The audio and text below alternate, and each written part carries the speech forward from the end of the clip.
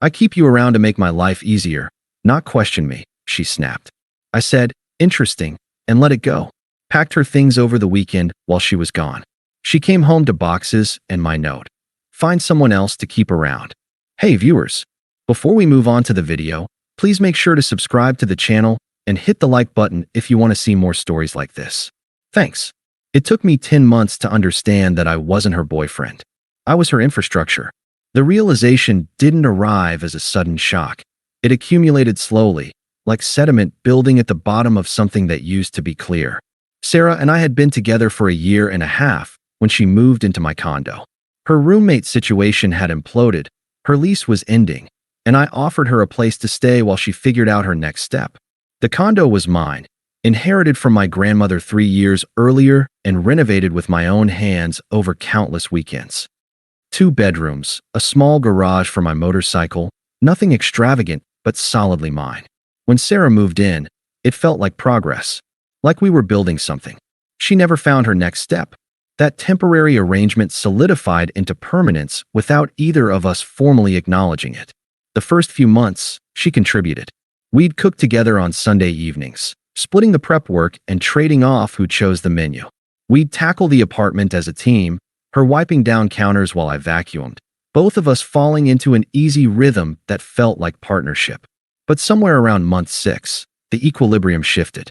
She started being too exhausted from work to help with dinner, too stressed to handle her share of the errands. I picked up the slack because that felt like what you did for someone you cared about. You covered for them during rough patches. Except the rough patch never ended. The coffee incident was small, almost laughably trivial in retrospect, but it marked the beginning of my education. I'd started making us both coffee every morning, a quiet ritual I enjoyed, something to start the day with care. One Wednesday, running late for a critical meeting, I skipped it. I poured my own cup on the way out the door. When I came home that evening, Sarah was cold. Clipped responses. When I finally asked what was wrong, she sighed with theatrical weight. You didn't make coffee this morning. I blinked. I was running late. There was coffee in the pot. You just had to pour it. I had a huge presentation. I needed that routine. Her voice carried an edge of accusation, as though I had sabotaged her professionally by failing to perform a service she'd simply grown accustomed to. I apologized, more to diffuse the tension than because I felt I'd done something wrong, and made her coffee the next morning. And every morning after. It became non-negotiable. If I forgot, she'd text me throughout the day with barbed little comments about her rough start. I noticed the pattern but rationalized it. It was just coffee, not worth the conflict. Then there was the dinner party. It was month 7, maybe 8. Sarah wanted to host a few of her friends, Lisa, Emma, Kate. I spent the entire Saturday preparing while she went to brunch with those same friends. She came home around 4, pleasantly buzzed, and promptly fell asleep on the couch. I finished the cooking, set the table, cleaned the apartment until it looked like something out of a magazine. When her friends arrived and complimented the meal, Sarah accepted the praise with graceful modesty. This chicken is unbelievable, Sarah. Lisa gushed. Where did you even find this recipe? Oh, just something I found on Pinterest, Sarah said, smiling. Took forever, but I think it turned out well. I was bringing out another dish from the kitchen. Actually, Jake helped so much with the prep work, she interjected smoothly, patting my arm in a way that felt distinctly patronizing. I couldn't have pulled it off without him. Her friends nodded and moved on. I was the prep cook, the assistant, the help. Later, after everyone left and I was cleaning up, alone, naturally, I mentioned it. Why'd you take credit for that? She looked up from her phone, irritated at the interruption. I didn't. You told them you made it. You found the recipe. You pulled it off. I spent 6 hours cooking, Sarah. She exhaled through her nose, an expression of profound patience with unreasonable behavior. I found the recipe. I sent it to you last week. And it's not like I stood there and said I personally seared every piece of chicken, Jake.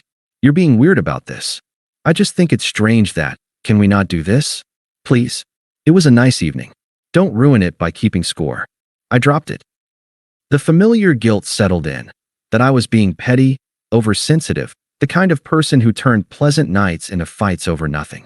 By month 9, the errands had become a weekly ritual of resentment. Saturday mornings, before I was fully awake, she'd present me with a list. 8. sometimes 10 different stops scattered across the city. Dry cleaning, returns at 3 separate stores, specific groceries from the expensive market she preferred. One Saturday, I'd finally carved out the entire day to work on my motorcycle. It had been sitting in the garage, neglected, for months. I'd been looking forward to it all week. The simple, meditative work of fixing something with my own hands. She appeared in the doorway at 8 a.m. with the list. I need you to handle these today. I scanned the paper. Sarah, this is going to take all day. I know. I'd do it, but I have that yoga workshop. The workshop is 3 hours. These errands are 6 hours, minimum. Her expression shifted, that familiar tightening around her mouth. Jake, I have plans. You're just working on your bike. Yeah, because I haven't had time in 2 months. That's not my fault. Nobody's stopping you from working on it. I looked at her, standing there with the list still extended, and felt the absurdity crystallize. You literally are. Right now. Her face flushed. Wow. So me asking you for one favor is stopping you from your hobby? That's how you want to frame this. The guilt response was Pavlovian. That's not what Forget it. I'll just cancel my plans and do it myself. God forbid I ask my boyfriend for help. I took the list. I'll do it. She brightened instantly. You're the best. I did all 8 errands. The motorcycle stayed untouched. Looking back, I can see the pattern clearly. At the time, each incident felt isolated, small conflicts that could be smoothed over, rough patches that would pass. I was operating under the assumption that we were partners experiencing temporary imbalance. I didn't yet understand that the imbalance was the point. She wasn't struggling to contribute. She had simply stopped seeing contribution as her role. The flu incident should have been my awakening. I got genuinely sick. Fever, chills, the kind of illness that renders you immobile. I called in sick to work and spent the day trying to survive. Sarah came into the bedroom before leaving for work, already dressed, scrolling her phone. What's the plan for dinner? I could barely lift my head. Leftovers in the fridge. She made a sound of annoyance. I don't want leftovers. Can you order something before I get home? Sarah, I can barely move. It's just your phone. 3 clicks. Can you do it? A heavy sigh. I guess. Do you need anything from the store? Maybe some. Actually, I'm running late. Text me if you think of anything. She left. No. How are you feeling? No offer to pick up medicine. No acknowledgement that I was suffering. She came home 8 hours later with takeout for herself and seemed annoyed that I was still in bed. 2 months later, she got a cold. A mild one.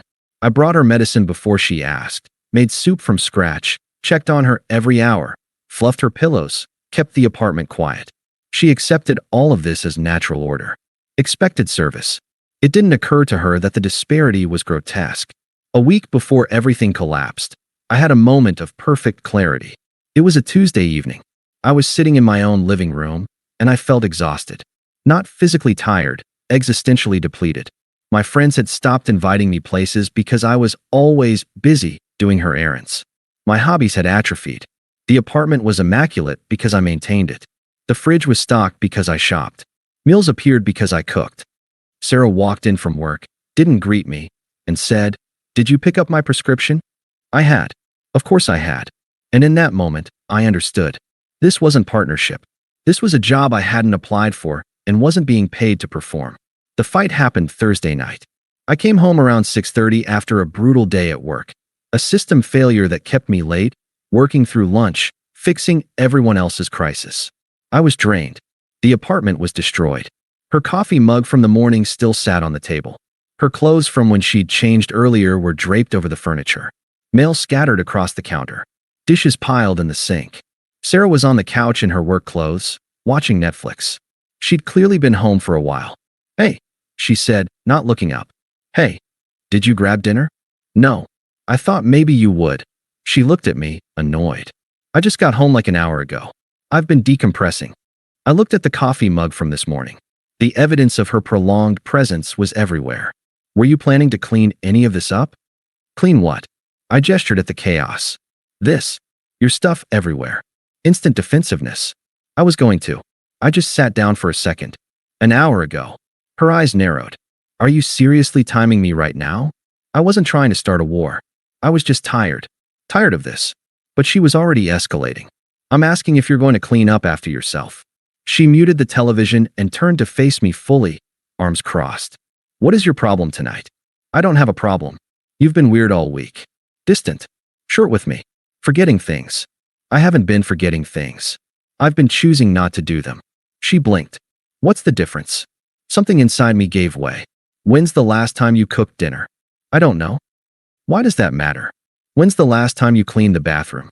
Went grocery shopping? Did anything around here that wasn't directly, exclusively for you? Are you keeping score? Her voice went sharp. Is that what this is? You're tallying who does what.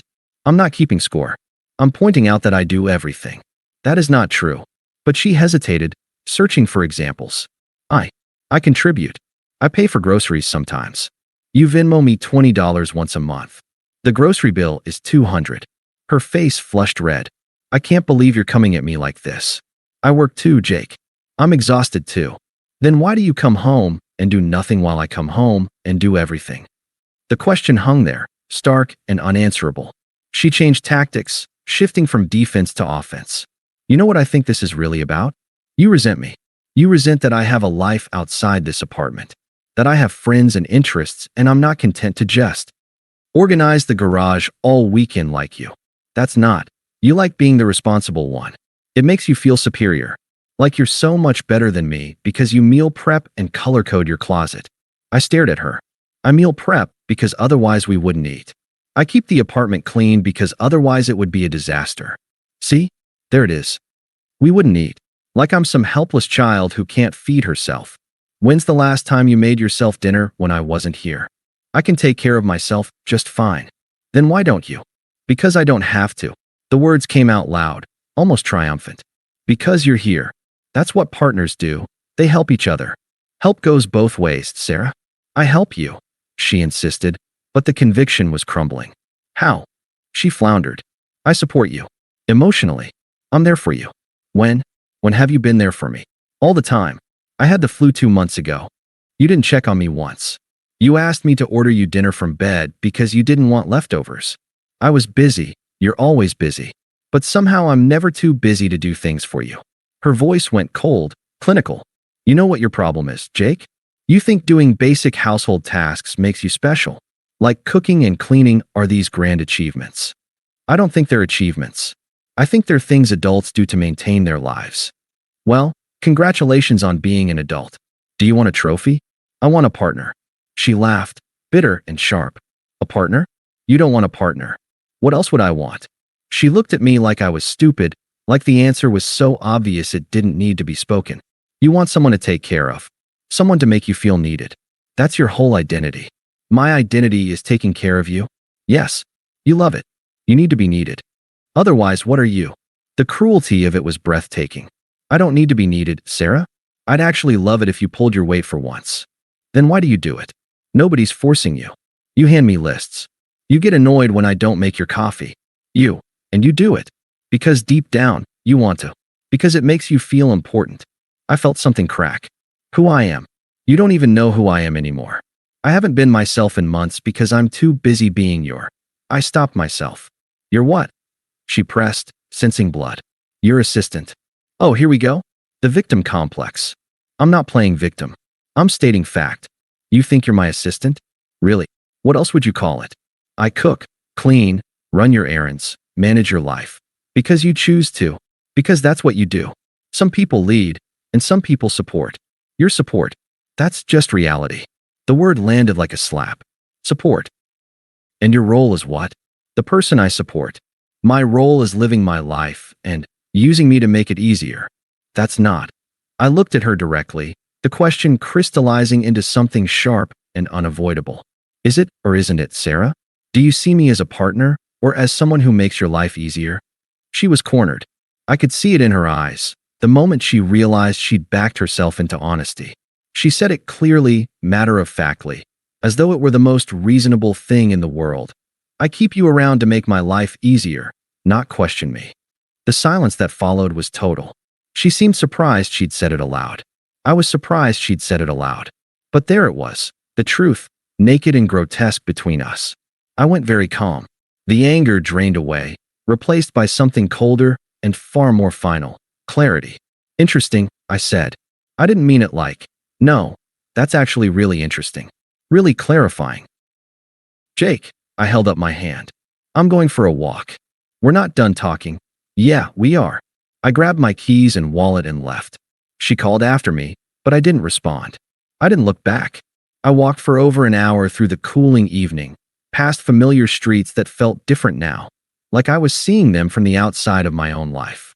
Every errand I'd run for her. Every dinner I'd cooked while she scrolled her phone. Every weekend I'd sacrificed. It all made sense now. She hadn't been taking me for granted in the traditional sense. She genuinely believed this was the natural order. Some people were builders, and some people were infrastructure. I was infrastructure. I existed to support her life, not to have my own. The realization wasn't painful. It was liberating. I sat on a bench and made 2 phone calls. The first was to Marcus, my friend who owned a small moving company. I kept it brief. Need help moving someone out. Saturday morning. Can you do it? There was a pause. Marcus had met Sarah. Her. Yeah. Finally. What time? 8 a.m. She'll be gone. Work conference in Chicago. Back Sunday night. I'll bring the van and my brother. You good? I'm good. The second call was to a locksmith. Saturday afternoon appointment, confirmed. I went home around 10. Sarah was still up, sitting on the couch, looking worried. Good. Where were you? Walking. For 2 hours? Yeah. She stood, trying for reconciliation. Look, about what I said, I'm tired. We'll talk tomorrow. We should talk now. Tomorrow, Sarah. Fine. Whatever. I went to the bedroom. She followed eventually, tried to initiate some version of physical reconnection, apology or manipulation, or simply habit. I lay facing the wall, unresponsive. She gave up. I didn't sleep. I planned. Friday morning was Arctic. I made coffee, only mine. She noticed immediately. So we're going to talk? She asked, standing in the kitchen doorway. About. Last night. What I said. What about it? I was angry. I didn't mean it the way it sounded. How did you mean it? Not like I don't value you. Do you? Of course I do. You know that. Okay. She waited for more. Apology, anger, something. I gave her nothing. That's it. Just okay. What do you want me to say? I don't know. Forgiveness? Understanding. Have a good trip to Chicago. Jake, you're going to be late. She left frustrated and confused. I watched her Uber pull away from the window and felt nothing but resolve. I started immediately. Friday afternoon, I left work early and began the sorting. What was hers, what was mine? The division was easier than I expected. She'd spread out, claimed space in every room, but hadn't actually brought much of substance.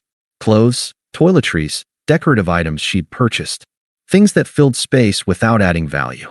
Saturday morning, Marcus arrived at 8 with his brother and a van. It took us 6 hours to pack everything properly and transport it to a storage unit. I paid the first month up front. The locksmith came at 2. By 3, new locks were installed. By 4 p.m., her boxes were stacked neatly outside my apartment door. I taped an envelope to the top box containing her old key and a note I'd written in careful, emotionless prose. Sarah, your belongings are in storage at address, Unit 47. The access code is code. The first month is paid. I've changed the locks. You are not welcome here. You said you keep me around to make your life easier. Find someone else to keep around. Do not contact me. Jake, I went inside, ordered pizza, and watched a documentary in the profound silence of my reclaimed space. Sunday night, my phone began vibrating with blocked calls. 17 in the first 2 hours. Then texts from numbers I didn't recognize. Her friends' phones, clearly. My key doesn't work. Where are my things? This isn't funny. I blocked each new number systematically and responded to none of them. Monday morning brought an email from a freshly created account. This is psychotic. You can't just kick someone out. I'm calling a lawyer. I didn't respond. She had no legal standing, no rent paid, no lease signed. Legally, she was a guest who had overstayed. Tuesday, security at my office called. Sarah was in the lobby, asking to see me. Please escort her out. I don't want any contact. She made a scene. My coworkers mentioned it later with raised eyebrows. I offered no explanation. Wednesday, her friend Lisa called. What happened? Sarah said you kicked her out over a fight. That's an incomplete version of events. She's devastated, Jake. She has nowhere to go. She has 10 months of rent she didn't pay. That should cover temporary housing. That's cruel. Is it? Or is it the natural consequence of taking someone for granted? You can't just. I can, Lisa. And I did. She's not my responsibility anymore. I blocked Lisa's number.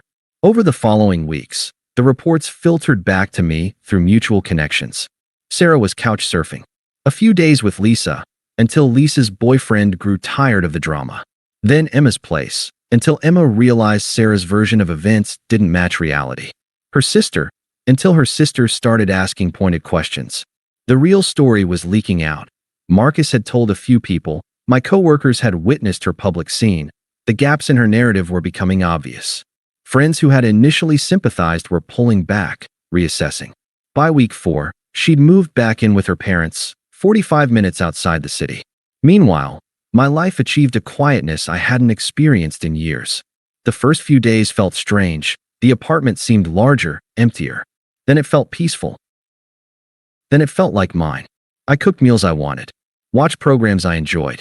The apartment stayed cleaner because I was only maintaining one person's life.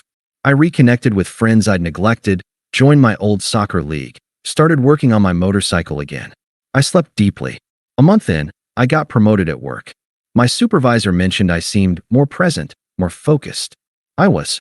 The constant low-grade stress of managing someone else's dysfunction had evaporated, and the mental bandwidth it freed up was staggering. 3 months after I ended it, her attempts to contact me shifted in tone. The anger dissolved into desperation. New accounts, new numbers, all variations of the same theme. I know I messed up. Can we please talk? You were right about everything. I see that now. I miss you. I miss us. I saw them in a filtered folder I'd created, read them with clinical detachment, and never responded. Month 4 brought her sister to my door. I saw her through the camera before she rang the bell. Amy. She looked up at the lens. Jake. Can we talk? Face to face. Not particularly interested. It's about Sarah. She's not doing well. That's unfortunate. That's it. That's all you have to say. What would you like me to say? That you'll talk to her. Give her another chance. She's sorry, Jake. She's learned. Good. She can apply those lessons to her next relationship. You're being cruel. Am I? She told me she kept me around to make her life easier. I stopped making her life easier. That's not cruelty. That's logic. She didn't mean it the way it sounded. Yes, she did. And I believe her. I believe that's exactly how she saw me, and probably still does. She's not sorry for the worldview. She's sorry it didn't work out for her. Amy was quiet for a moment. She's living with our parents. She's miserable. Then she has a clear incentive to work on herself. Don't you care what she's going through? I cared for 10 months while she treated me like staff. I'm done caring now. I ended the call. Month 5, I was at a company happy hour, a public event at a bar downtown. I was with coworkers, actually enjoying myself, when I saw her. Sarah, standing near the entrance, scanning the room. She spotted me. Our eyes met. My coworkers sensed the shift in energy and suddenly needed refills. She approached. We stepped outside. I didn't know you'd be here, she said, though we both knew that was a lie. It was posted publicly. Can we talk? Really talk? I looked at my watch. You have a minute. She flinched. I'm sorry, Jake. For everything. I was wrong. Leo wasn't. I wasn't seeing anyone. I was scared. Scared of settling. But I was such an idiot. What we had was real. Can't we try again? No. Just like that. Just like that. Her eyes filled. Why? Because I don't want to. I've changed. Good. Be different for the next person. I made a mistake. You made a choice. You chose to treat me like I existed to serve you. I chose to leave. We both got what we chose. One fight shouldn't end 3 years. It wasn't one fight, Sarah. It was months of you using me while I convinced myself I was being a good partner. The fight just made it impossible to pretend anymore. She was crying now. Please. I'm begging. I wasn't cruel. I was simply honest. I don't love you anymore. I don't even think I like you. And I'm not going to pretend otherwise because you're sad. You're an asshole. Maybe. But I'm not your asshole anymore. I walked back inside. She stood there for a moment, then left. My coworker approached. You okay? Yeah, I'm good. And I was. 6 months after I ended it, life had settled into a new normal. The condo felt like mine again. I joined a hiking group, started seeing a woman named Rachel. Easy, kind, someone who valued reciprocity. Work was thriving. I'd reconnected with old friends. The motorcycle ran beautifully. Marcus sent me a screenshot of something Sarah had posted, something vague about learning who really has your back. We both laughed. I heard she was still living with her parents, still struggling to find her footing, still, presumably, looking for someone to make her life easier. I thought of her without anger, without satisfaction, without much of anything. She was a chapter I'd closed, a lesson I'd learned, a version of myself I'd outgrown. My story wasn't about her anymore. It was about the choice I'd made to stop being infrastructure and start being a person again. And that person was doing just fine. Thanks for watching. Make sure to subscribe to the channel and hit the like button. What do you think about this story? Share it in the comments.